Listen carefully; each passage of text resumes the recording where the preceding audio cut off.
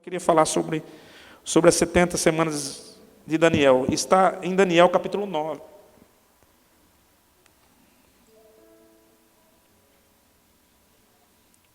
Vamos ler alguns versículos. Como o tempo nosso hoje é bem corrido, e eu quero trazer aos irmãos uma visão panorâmica e não uma visão profunda, que é uma visão panorâmica. Nós vamos olhar de cima, mais ou menos um contexto geral, para que depois, nas quartas-feiras, aí a gente vai aprofundando um pouquinho. Amém, queridos? Quem já andou de avião aqui? A maioria, né? Então, quando você anda de avião, você tem uma visão panorâmica, você olha um contexto geral, é mais ou menos essa visão. Se a gente for aprofundar bastante, 40 minutos, que nós vamos ficar aqui, aproximadamente, mais, não vai ser suficiente para a gente aprender nada. Daniel capítulo 9. Amém? Vamos ler alguns versículos, vou ler no versículo e peço para você pular. Aí, acompanhe comigo, a partir do versículo 1.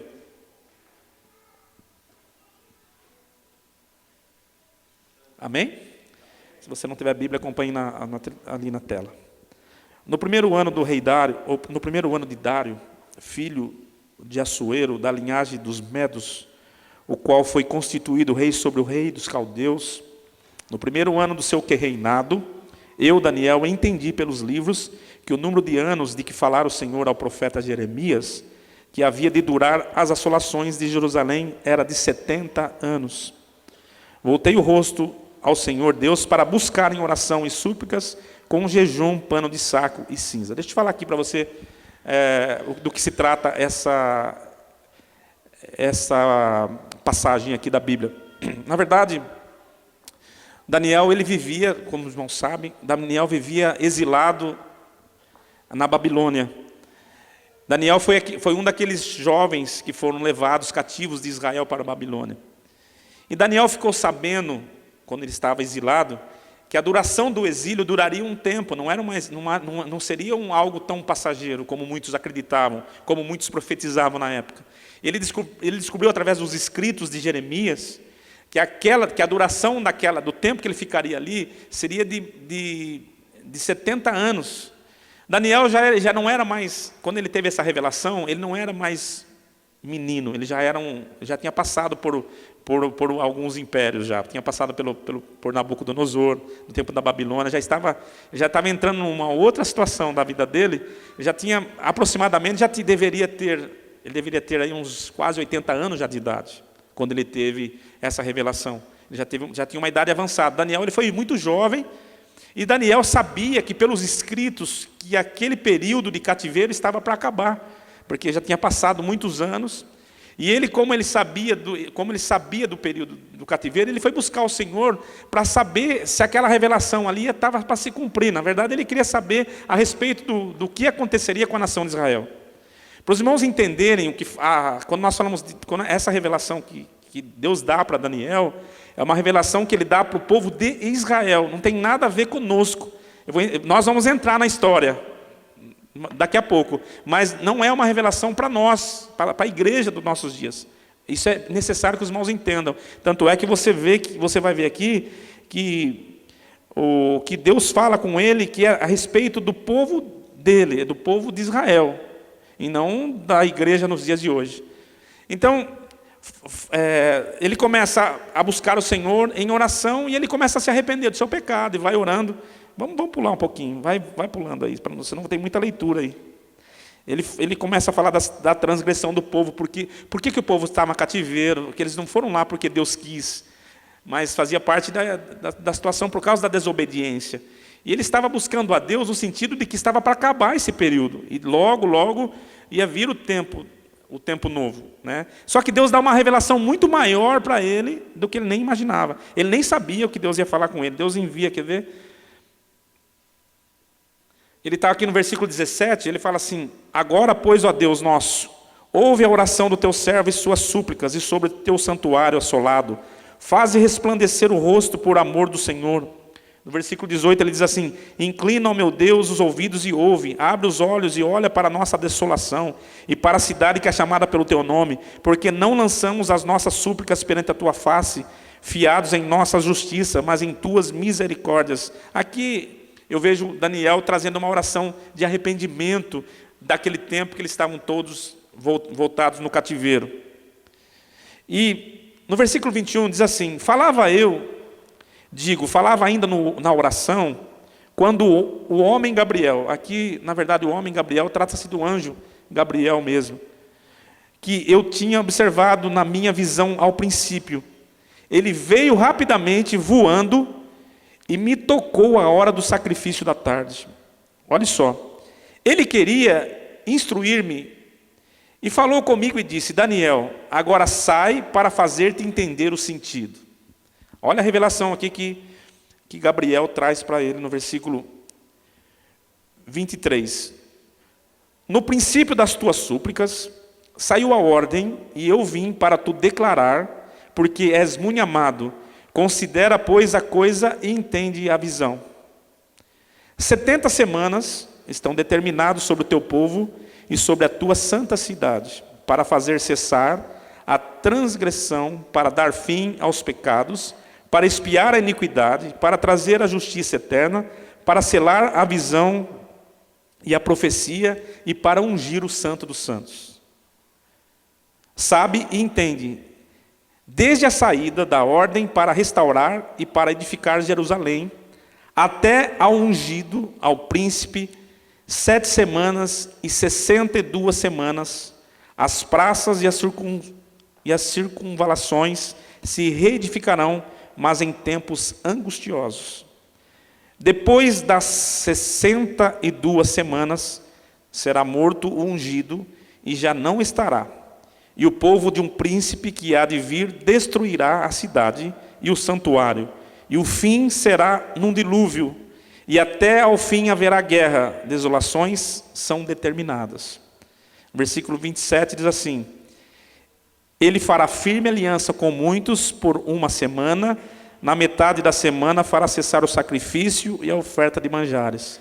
Sobre asas das abominações virá o assolador, até que a destruição que está determinada se derrame sobre ele.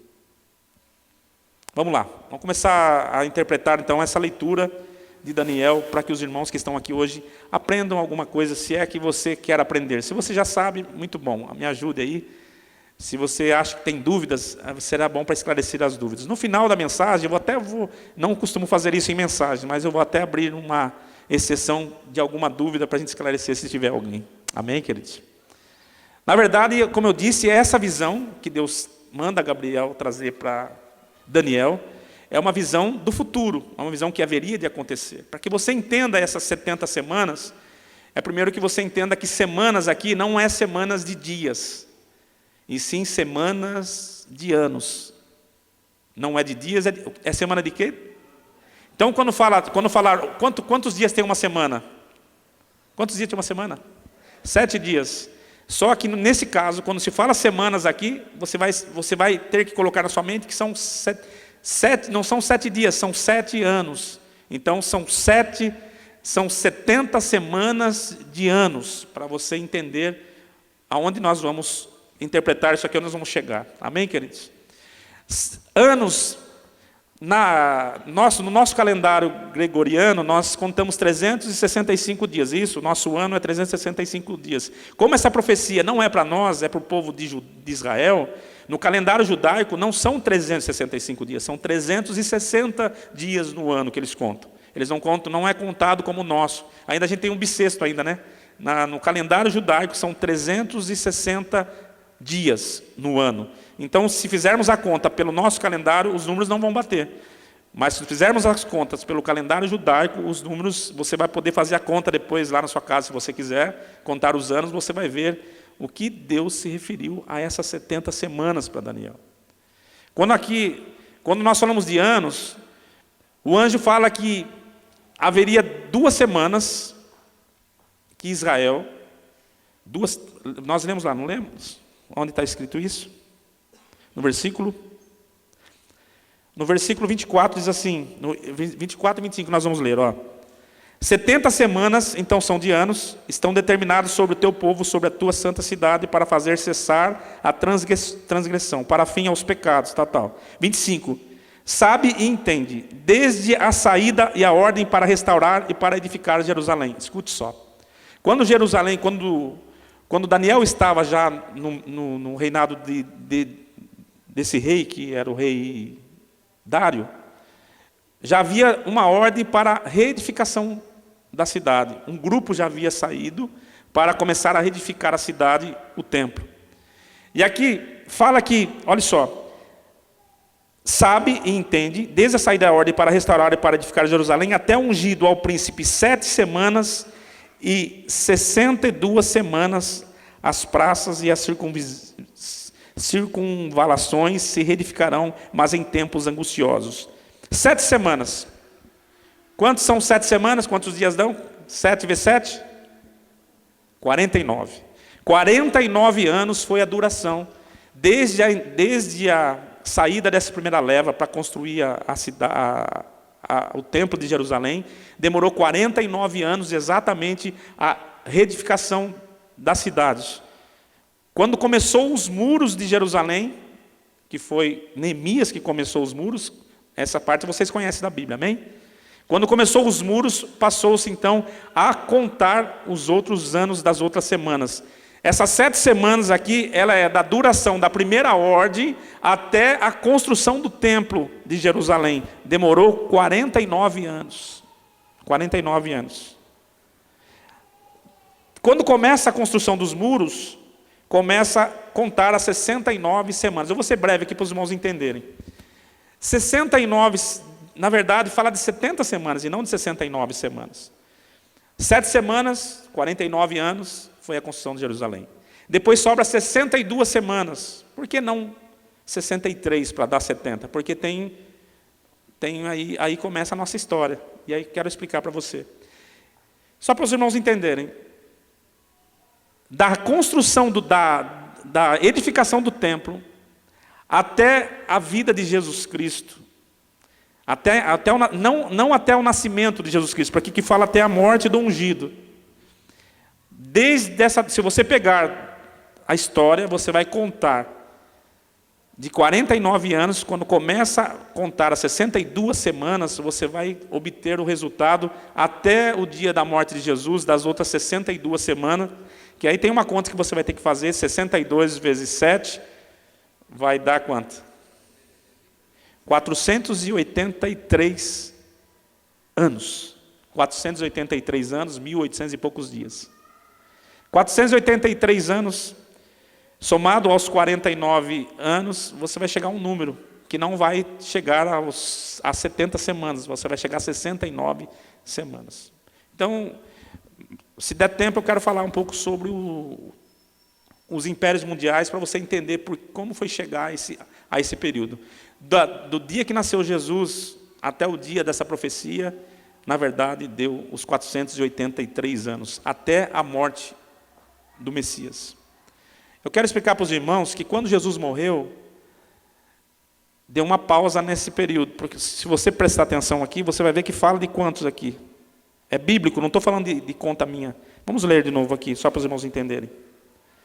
Sabe e entende, desde a saída da ordem para restaurar, para edificar Jerusalém até ao ungido. Quem é ungido? Fala de Jesus aqui, tá, irmãos? Ao príncipe, 7 semanas e 62 semanas, as praças e as circunvalações se reedificarão, mas em tempos angustiosos. Olha o 26. Depois das semanas e 2 semanas, será morto, depois das 62 semanas, será morto ungido. Quando completou 62 semanas, contando com mais 7 semanas, dá 69. Será morto ungido. Quando Jesus morreu e foi à cruz, dá uma pausa aqui, aí a gente entra, que é a pausa da graça. Nesse período da graça, nós estamos até hoje, amém, queridos? Nesse período da graça, só para os irmãos entenderem, não completou ainda 70 semanas que está relacionado a Daniel. A última semana está para se cumprir. A última semana está para se cumprir. Para que os irmãos entendam, muitas pessoas que falam sobre a tribulação, a grande tribulação, é bom a gente aprender isso aqui, para a gente saber qual tempo nós estamos. Quando Jesus morre, quando Jesus ele Ele entrega, expira seu corpo à cruz e fecha o ciclo das 62 semanas e cumpre-se a profecia que foi feita a Daniel aqui. Inicia-se um período da graça. Nós estamos no período da graça, onde esse período é da igreja. Você lembra que eu falei que essa profecia não era para nós, essas 70 semanas é a profecia para Israel? Então vai se cumprir ainda para Israel. Só que nesse período, no plano de Deus, perfeito de Deus, entra, e está relatado aqui, podia ser direto, mas entra a igreja. A igreja que somos nós entramos na história, através da misericórdia de Deus, através da rejeição dos judeus, nós entramos na história. Quando nós entramos na história? Quando Jesus morreu. E quando Ele ressuscitou, nós entramos, nós somos salvos pela graça. Nós vivemos um período da graça. Quanto tempo vai durar isso? Disse Jesus que nem Ele sabe. Ele disse para a gente ficar atento aos últimos acontecimentos que haveria de acontecer. Irmãos, eu queria perguntar para você se você já está atento aos últimos acontecimentos. Eu queria dizer para os irmãos que parece, mas se você começar a analisar, o tempo que já passamos, que já fazem isso, quanto tempo faz que Jesus já veio à Terra? Quantos mil anos? Mais de 2.000 anos. Né? Estamos em 2016. 2016 anos no nosso calendário já se passou depois da morte de Jesus. Pelas Escrituras e por aquilo que a Bíblia nos ensina, está muito perto de acontecer um advento que vai abalar a terra, que é o surgimento de Jesus Cristo para buscar a sua igreja. Amém? Eu acredito que o arrebatamento só inicia o período da última semana. Quantas semanas falta para 70? Uma semana. Que o início dessa semana, que são 7 anos, ele vai iniciar exatamente quando a igreja for arrebatada. Mas pastor, mas de que base você toma isso? Vamos ler um texto aqui em Apocalipse, capítulo 19, que fala sobre... Vamos ler até o versículo 7. Os irmãos podem acompanhar comigo?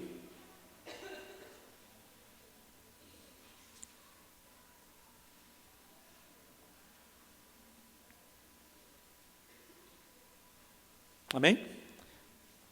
Diz assim a palavra: depois dessas coisas, ouvi no céu como que uma grande voz de uma imensa multidão que dizia: Aleluia, a salvação e a glória e o poder pertencem ao nosso Deus. Porque verdadeiros e justos são os seus juízos, pois julgou a grande prostituta que havia corrompido a terra com a sua prostituição, e das mãos dela vingou o sangue dos seus servos. E outra vez disseram, aleluia, e a fumaça dela sobe pelos séculos dos séculos. Então os 24 anciões e os 4 seres viventes prostraram-se e adoraram a Deus que está assentado no trono, dizendo, amém, aleluia. E saiu do trono uma voz dizendo, louvai o nosso Deus, vós todos os seus servos, e vós que temeis assim, pequenos como grandes. E no versículo 6 diz assim, também ouvi uma voz como de uma grande multidão, como a voz de muitas águas, e com a voz de fortes trovões, que dizia, aleluia, porque já reina o Senhor nosso Deus, o Todo-Poderoso. Versículo 7, regozijemo-nos e exultemos, e demos-lhe a glória, porque são chegadas o quê?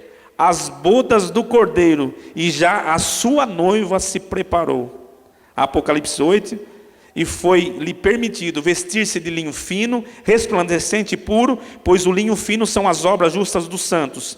E disse-me, escreve, bem-aventurado aqueles que são chamados à ceia das bodas do Cordeiro. Disse-me ainda, estas são as verdadeiras palavras de Deus. Bem-aventurado aqueles que são chamados às bodas do Cordeiro. Irmãos, o que vai acontecer? O primeiro advento que vai acontecer com a igreja. Jesus vem e arrebata a sua igreja. Aonde que a igreja vai nesse momento? A igreja vai exatamente participar das bodas do Cordeiro. Volte para Daniel lá, você vai ver no último versículo 27, que fala de 2 tempos. Que é sobre esse tempo que eu quero que os irmãos coloquem na sua mente, que fala sobre essa semana. Daniel 9, 27.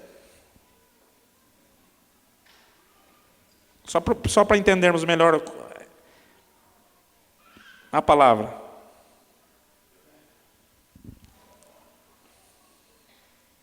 Amém? Olha o que diz o versículo 27.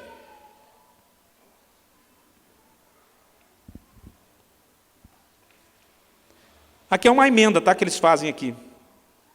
E ele fará firme aliança com muitos por uma semana. Aqui já não está falando de Jesus, está falando aqui já do anticristo. Amém? E ele fará firme aliança com muitos por uma semana. Na metade da semana fará cessar o sacrifício e a oferta de manjares. Sobre as asas das abominações virá o assolador, até que a destruição está determinada e se derrame sobre ele. Deixa eu só explicar para os irmãos o que vai acontecer. A igreja sendo arrebatada. Quantos vão ser arrebatados aqui? A Bíblia fala, bem-aventurados aqueles que participarem das bodas do Cordeiro. A igreja sendo arrebatada, o anticristo vai estar na terra. E o anticristo, ele vai, durante 7 anos, ele vai reinar sobre a terra. Deixa eu falar rápido para os irmãos. São 7 os impérios de reinado sobre a terra, impérios mundiais. O primeiro império mundial começou a contar, na verdade, sobre aquela visão de Daniel no capítulo 2, depois você estuda em casa, aquela visão que o rei queria que decifrasse quem era aquela visão que ele teve sobre um ser do tamanho de um homem, e tinha algumas... os irmãos querem ler, não é melhor para a gente ler capítulo 2 de Daniel? Só para os irmãos entenderem rapidamente sobre os impérios mundiais, para saber onde que nós vamos chegar, nós vamos encaixar aqui. Daqui a pouco junta tudo. Aprender sobre o Apocalipse, irmãos, requer um pouco de atenção, requer um pouco de vontade de querer aprender. Eu sei que para que você saia daqui hoje sabendo em quem você crê e por que você crê nisso, e por que nós pregamos sobre isso. Amém? Está na Bíblia? Vamos lá, Daniel 2. É isso? Ali é 9:2, Daniel 2, capítulo 2. Está processando. Nosso computador lá, ele é Pentium 1 ainda naquela época.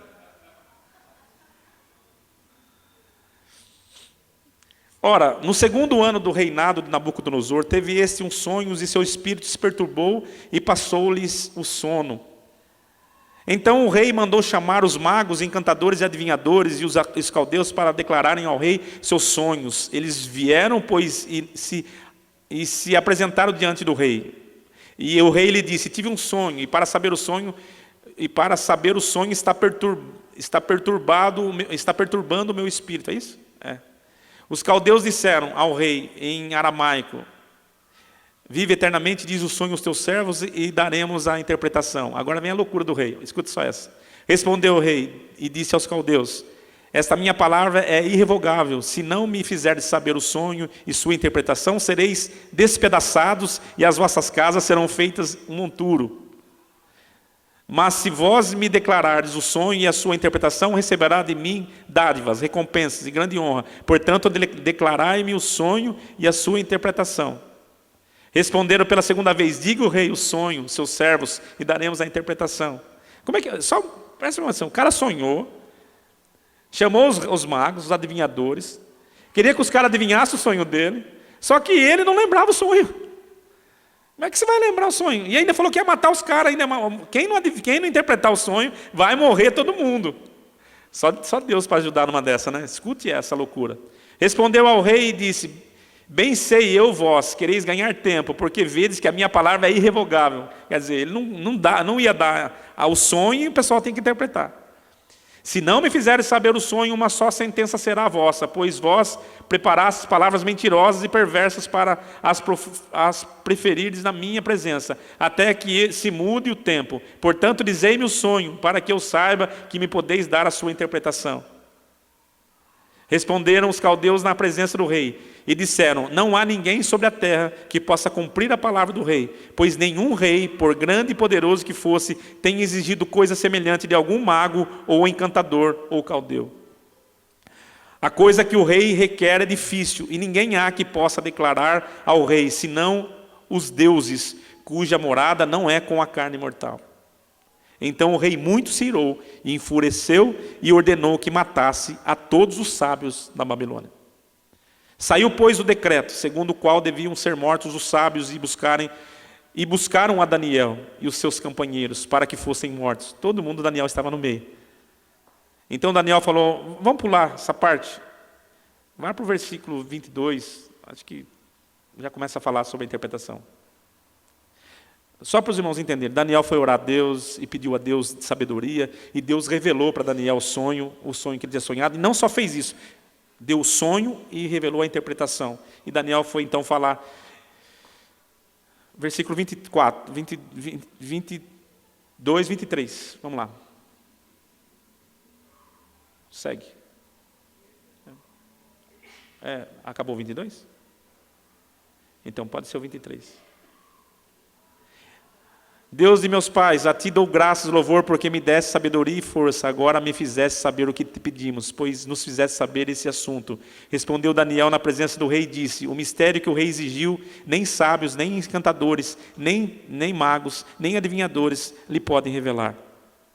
Mas há um Deus no céu, o qual revela todos os mistérios. Ele, pois, fez saber o rei Nabucodonosor o que há de suceder nos últimos dias. O teu sonho e as visões que tiveste na tua cama são estas. Olha lá.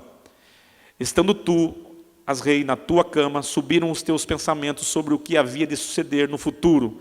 Aquele, pois, que revela os mistérios, te fez saber o que há de ser. A mim me foi revelado esse mistério, não por ter eu mais sabedoria que qualquer outro vivente, mas para que a interpretação se fizesse saber ao rei, e para que entendesse os pensamentos do teu coração. Tu, as rei, na visão olhaste, eis uma grande estátua, essa estátua imensa e de excelente esplendor estava em pé diante de ti, e a sua aparência era terrível. A cabeça dessa estátua era de ouro fino, o peito e os braços de prata, o ventre e as coxas de bronze. As pernas de ferro e os pés em parte de ferro e em parte de barro. Estavas vendo isto quando uma pedra foi cortada sem auxílio de mãos, a qual feriu a estátua nos pés de ferro e de barro e as esmiuçou.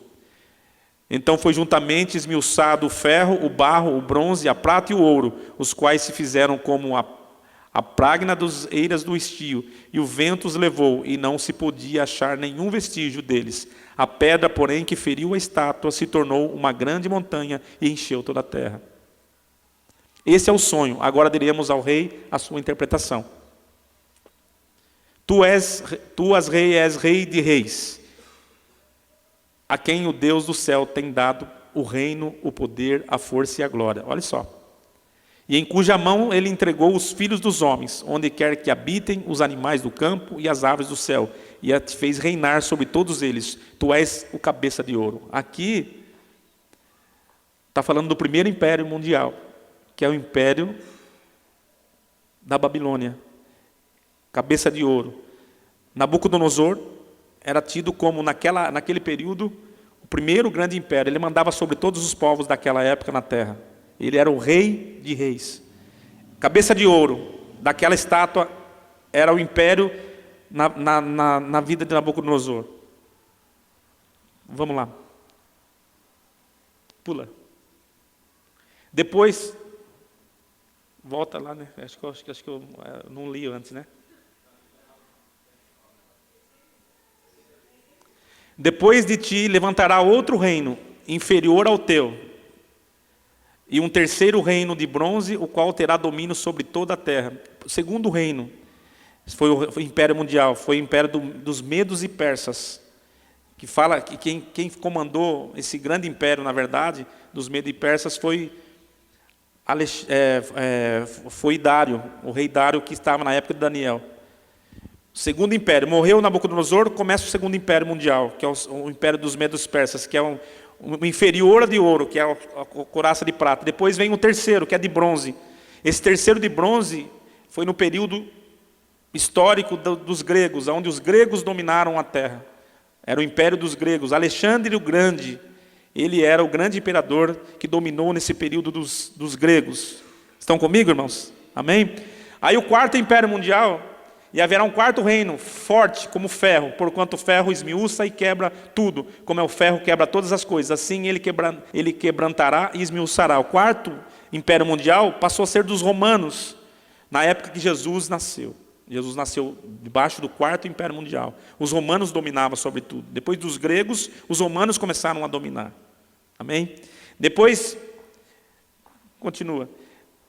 Quanto ao que viste dos pés e os dedos, em parte de barro e de oleiro, e em parte de ferro, isso será um reino dividido, contudo haverá nele alguma coisa de firmeza de ferro, pois que viste o ferro misturado com barro e lodo. Depois desse império mundial, que é o quarto império mundial, surgiu um quinto império hoje, que na verdade é um império que é dominado pelo Reino Unido. Se vocês pegarem os pés, os 10 dedos dos pés, você vai ver que são um império do Reino Unido. Império, se você pegar a história, você vai ver que existe uma parte de ferro, uma parte de barro. São nações que se juntaram, nações mais fortes, nações mais fracas, que se juntaram para formar uma força unida aí, que hoje nós somos o primeiro mundo é dominado por quem? É dominado pela Europa, é dominado pelo Reino Unido. Se você pegar as nações ali, não é mais um império romano que domina, mas é um império, quem domina o mundo hoje, na verdade, todas as decisões que acabam dominando o mundo vêm dessas nações mais fortes que se juntaram contra todo mundo. Então, essas são as nações.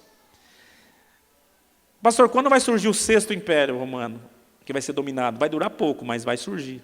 Quando o anticristo surgir, ele vai enganar, principalmente a nação de Israel, e o anticristo ele vai dominar uma terça parte da terra, porque uma grande parte nas guerras serão destruídas. Nesse período, irmãos, vai instalar a última semana de Daniel. Esse anticristo, que vai se passar por Cristo, com sinais, com prodígios, o Apocalipse fala sobre a besta que surgiu no mar, a besta, nós podemos ficar aqui horas falando sobre o Apocalipse. Mas quando o anticristo surgir, a igreja, graças a Deus, não estará mais aqui. Onde a igreja estará? Nas bodas do Cordeiro. Amém? Mas serão 3 anos e meio, aonde ele vai enganar quase toda a terra. Uma boa parte da terra. Não vai enganar quem ficar. Se você ficar, ele não vai te enganar. Você vai saber que é ele que vai estar exercendo. Eu não quero estar aqui para que ele saiba. Bem-aventurado aquele que faz parte das bodas do Cordeiro. Quando o anticristo ele começar a governar, ele vai trazer toda a terra para perto dele. Ele vai enganar muita gente. Durante 3 anos e meio, nós não estaremos na bodas do Cordeiro, nós estaremos no grande tribunal de Cristo, onde será julgado todas as nossas obras. Cristo vai estar dando galardões às pessoas que subiram, que foram arrebatadas. Amém? A igreja será 2 coisas vai estar acontecendo. A igreja vai estar sendo exaltada, vai estar sendo glorificada. A igreja vai estar do lado de Cristo. E a igreja vai ser introduzida às bodas do Cordeiro. E aqui na terra, enquanto isso, durante 3 anos e meio, ele vai continuar enganando. Mas depois desses 3 anos e meio, a segunda parte dessa semana, ele vai se revelar como o grande destruidor. E aí vai começar a maior perseguição que você já tenha ouvido falar sobre cristãos. Cristãos vão querer morrer e não vão conseguir morrer. Vai ser um tempo de muita tristeza. Essa visão que teve lá, esse será o 6º reinado, o 6º império que está estabelecido. Só que no final dessa semana, segundo a história, Cristo ele vai descer como uma pedra, aquela pedra que não precisa de auxílio de mãos, e vai destruir todos os impérios, começando dos pés até o último império que ficou. Porque Cristo vem junto com a igreja estabelecer o seu reinado milenar na terra. Então imagine você, querido, a igreja na bodas do Cordeiro vai ser dada uma ordem, Cristo vem e a igreja vai reinar com Cristo durante 1000 anos na terra. O reinado do Messias, o grande reinado vai se manifestar na terra. Isso depois dessa grande tribulação. Eu não sei como você aprendeu sobre o final dos tempos, mas eu queria dizer uma coisa para você, irmão. Tudo que eu estou falando, não estou falando de ideias que me puseram na minha cabeça, não. Estou falando daquilo que está escrito na palavra. Se nós tivéssemos mais tempo, eu ia mostrar para você na Bíblia tudo o que eu estou falando aqui e que é verdade. Não sei o que você aprendeu. Mas eu quero dizer uma coisa para você. O que Deus tem preparado para nós é muito grande. E aí eu fico pensando que às vezes a gente fica achando que isso é história. Só que a história já vem acontecendo. Já aconteceu o primeiro império, o segundo império, o terceiro império, o quarto império, o quinto, nós estamos no quinto império, está para surgir o sexto império. Quando surgir o sexto império, a igreja, pode ter certeza, a igreja de Cristo não estará aqui. A Bíblia fala que Jesus vem buscar a sua igreja primeiro, antes que isso aconteça. Irmãos, de que a igreja, ela vai se manifestar com Cristo nos ares. Quantos querem ficar para a grande tribulação? Tem gente que não acredita nisso, então você pode ficar na grande tribulação, querido. Eu prefiro ir na primeira, eu prefiro acreditar aqui na primeira, não passar por tudo isso aqui, amém? A Bíblia fala que, tem palavra que fala que os mortos, eles vão ressuscitar primeiro, e os que estiverem vivos, eles ressuscitarão depois. O Senhor vem e leva todo mundo para se encontrar com Ele nos ares. Essa vinda de Jesus, ninguém vai ver. Ninguém vai ver, vai ser num piscar de olho, todos serão imediatamente. Sabe o que está acontecendo? Um estará no campo, um estará dormindo, mas ali Jesus vem e é arrebatado, a pessoa vai ser transformada. Como que isso vai suceder? Aqueles crentes que morreram em Cristo, eles vão ressuscitar, vão vir no túmulo, pegar seus corpos e vão ser transformados. E nós que estivermos vivos, nos ares com Cristo seremos transformados. Aquele corpo, esse corpo corruptível, será transformado num corpo igual ao de Cristo. Como vai se dar isso, pastor? Vocês lembram de Jesus quando apareceu aos discípulos depois de ressurreto, que atravessava a parede, que fazia esse mesmo corpo? Um corpo, eu não sei como vai esse corpo, mas é um corpo que só quem tem confiança que isso vai acontecer, amém? Vai receber esse novo corpo que Cristo vai dar. Amém, queridos? Amém, queridos? Deixa eu falar uma coisa para vocês. Vale a pena servir a Deus com todas as lutas que nós sofremos. Esse corpo, por isso que eu digo, esse corpo cheio de ruga, esse corpo cheio de pecado, esse corpo será modificado, será transformado. Diz a palavra que nós teremos um corpo igual a de Jesus, seremos semelhante a Ele. Como Ele é, nós o veremos, nós estaremos com Ele. Imagine, queridos, que glória para a igreja. A igreja não estará aqui na terra para ver todas essas barbaridades que vão acontecer aqui, não. Mas Jesus, na segunda parte da sua segunda vinda, Jesus ele vem e aparece nos ares. Aí você vai ver lá em Apocalipse, no grande cavalo branco, Jesus, eu não sei se tem cavalo lá no céu, eu sei que ele vem montado num cavalo branco, a igreja vem com ele. E quando ele descer no vale do Armagedon, que é onde vai ser a batalha final contra o anticristo, e as nações que estarão aliançadas com ele, a pedra vem para esmiuçar as nações, ali vai ser a grande decisão, o vale da grande decisão. Quando a gente está falando isso, parece que é história de ficção, história que não é. Tem gente que não acredita, porque tem gente que só acredita nas coisas dessa terra. As pessoas vivem por essa terra, mas a história, através da palavra, através das suas profecias, vem demonstrando que isso vai acontecer. Queira você acreditar, queira você não acredite.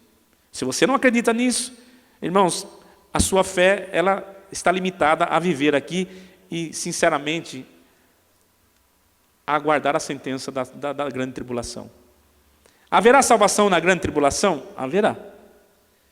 Mas não será a oportunidade que você tem hoje, jamais, porque o Espírito Santo não estará mais na terra para convencer as pessoas.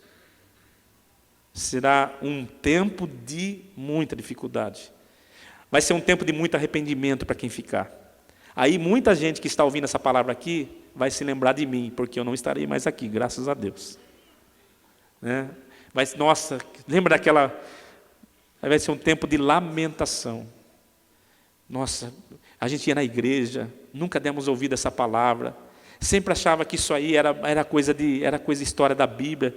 E agora, cadê aquele povo? E você vai saber que nós estaremos, aleluia, estaremos lá diante do Mestre, na presença dEle, com vestes brancas, resplandecentes, irmãos, entrar na sala do banquete do Senhor. Diz a palavra que milhares e milhares de milhões entrarão, está escrito lá, aqueles que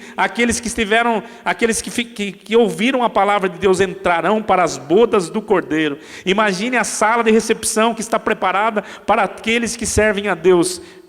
Aí receberemos a palavra: vinde benditos de meu Pai, vem possuir por herança o reino. Nós entraremos na presença de Deus, na sala do banquete, e ali haverá uma grande festa. Irmão, sabe quem vai estar ali?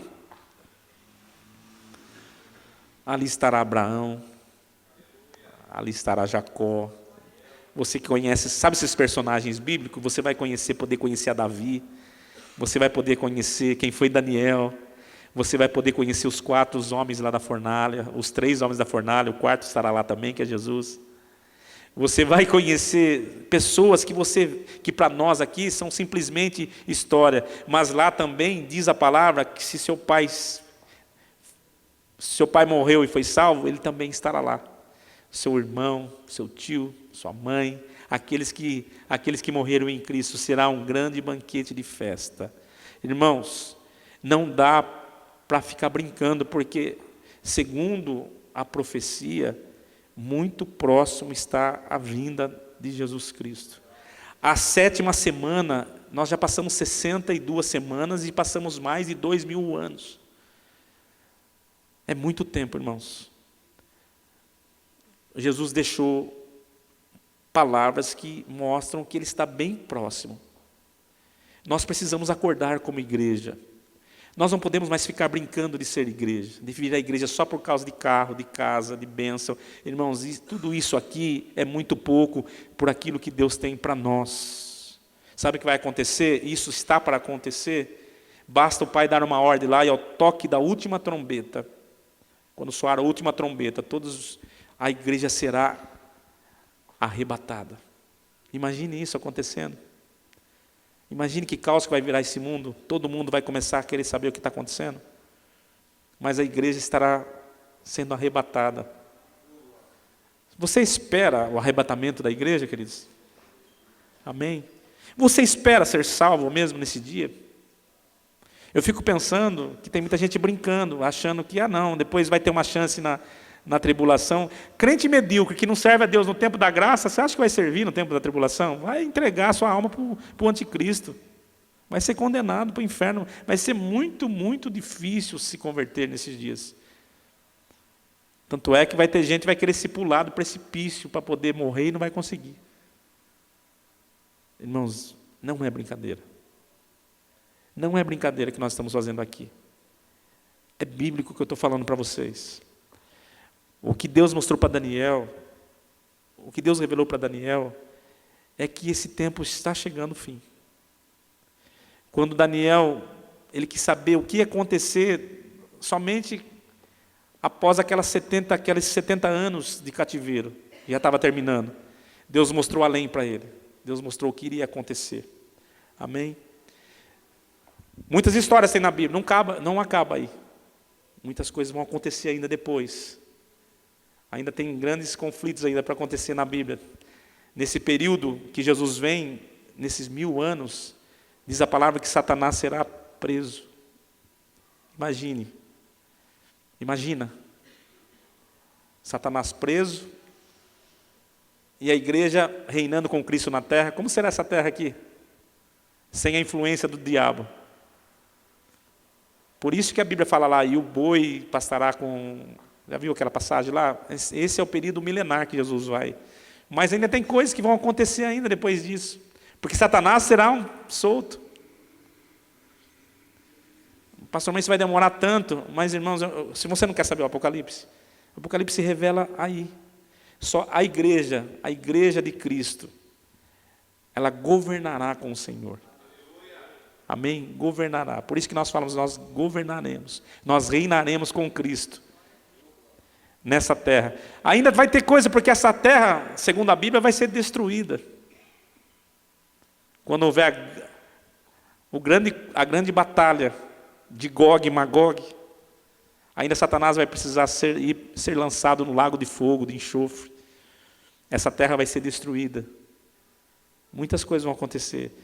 E no final de tudo ainda, o Senhor reserva para nós uma cidade que vai descer, a Nova Jerusalém.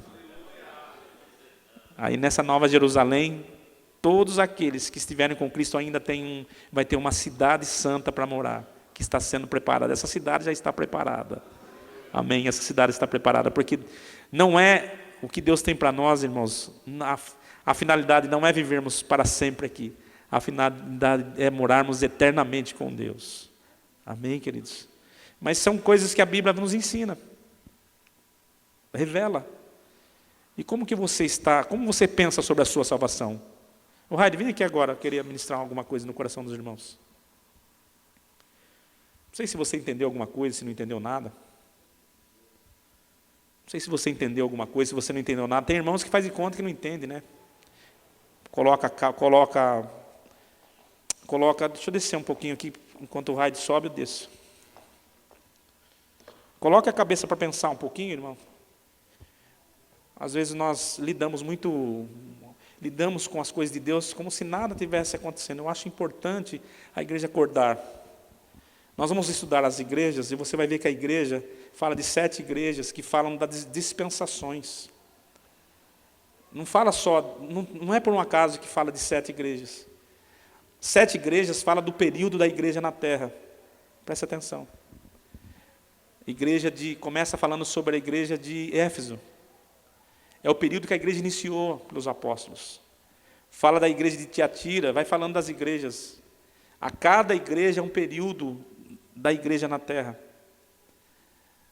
A última igreja fala de Laodiceia. E quem for pregar sobre Laodiceia vai falar que a igreja de Laodiceia é a igreja dos nossos tempos. Isso quer dizer que não existe a 8ª igreja. Nós estamos vivendo a última igreja no último tempo na face da terra. Irmãos, se você olhar o Apocalipse, você vai perceber que nós estamos perto, muito perto do fim.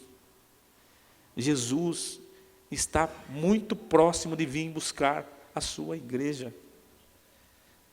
Irmãos, se isso não mexe com você, de nenhuma forma, eu queria que você despertasse para que pensar sobre isso. Tem muita gente que é envolvida tanto com essa terra que acha que vai viver aqui 1000 anos, 2000 anos. O nosso tempo aqui é muito curto. Sabe?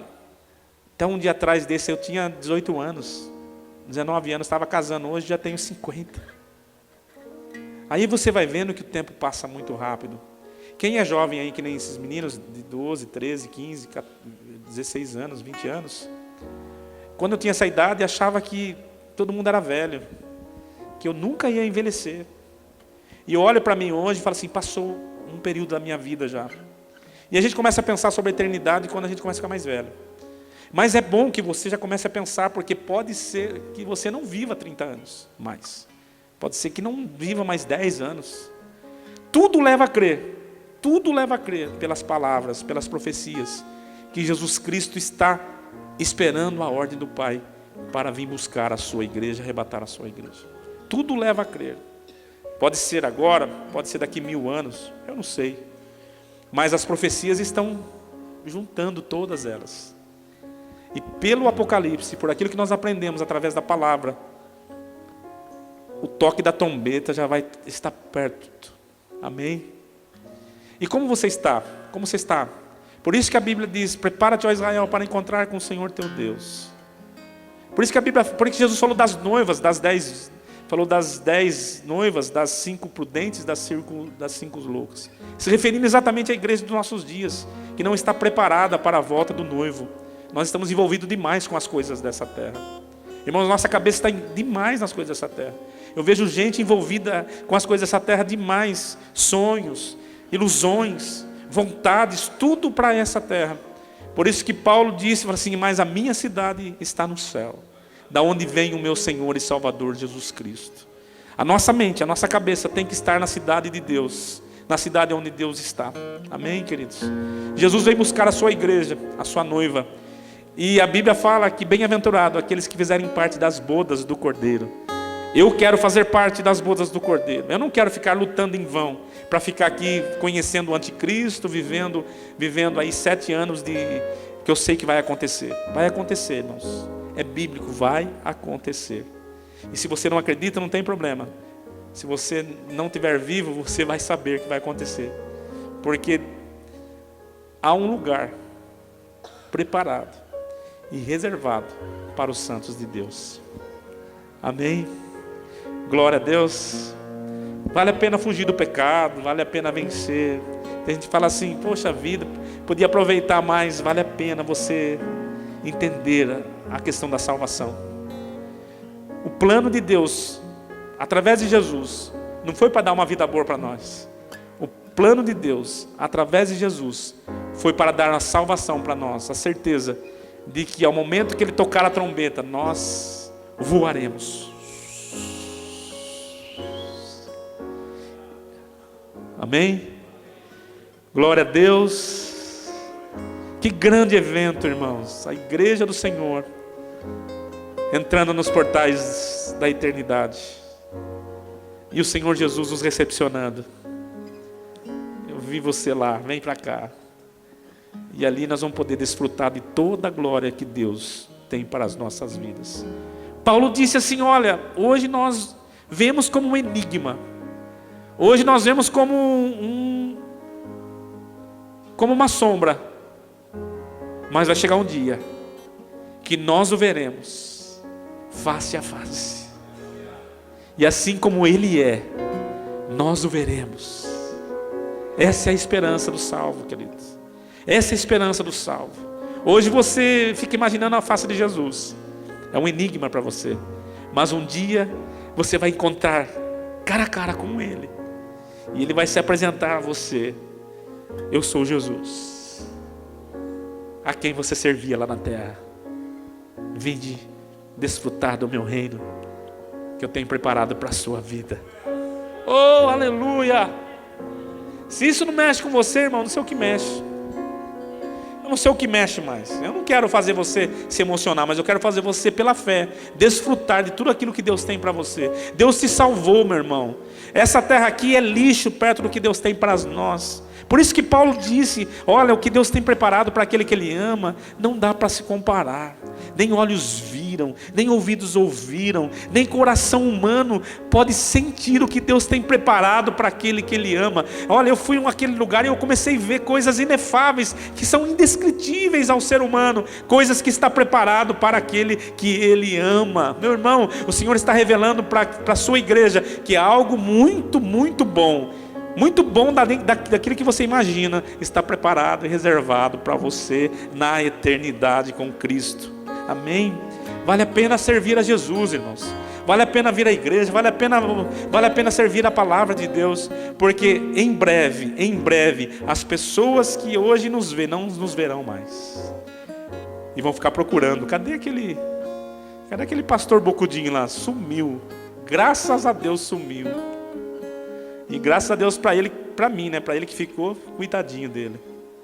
Tem gente que vai ter saudade, vai começar a querer entrar nessa igreja aqui buscando. Meu Deus, aquela igreja lá, que não falava de prosperidade, que não falava de nada. Cadê o povo de lá? Ah, o povo de lá sumiu.